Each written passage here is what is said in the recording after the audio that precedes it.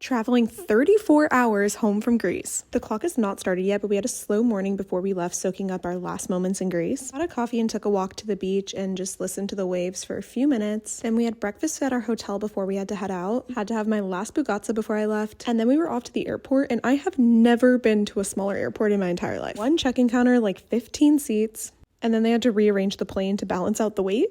I was a little nervous, but then we boarded, and this might have been the prettiest flight I've ever been on. The views from the window. Once we got off the plane, we had to take a bus to baggage claim, grab our bags, and then check in again for our flight to JFK. Luckily, we allotted plenty of time in between flights for this reason. So we went to the Gold Air Lounge to kill some time. It was fine, but I had beef because they had no milk for my coffee. Then it was finally time to board our flight. We had to take another bus to our plane. But this American flight was so nice. I've never had a comfier seat in my life. They served us dinner on the flight like pretty immediately after takeoff, and I could not pass up the hot fudge sundae. I love that the business class had this bar with like snacks and stuff and just an area for you to go stand up and like not be cooped up in your seat. I tried hanging out there to keep myself awake because I did not want to sleep on this flight, but with all the lights out and stuff, I just had to pass out for a bit. The intention was just to take a little snooze, but I literally slept for 4.5 hours. Woke up to breakfast being served, which was really weird because we were arriving at like 7:30 p.m. in New York, but I'm not complaining. It was really good. They had the freshest fruit. And 8 hours later, we landed in New York. We had to go through customs once we got there. Luckily, it was super quick and easy this time, but we had an overnight layover, so we took an Uber to our hotel. We just stayed at the Hampton Inn really close to JFK.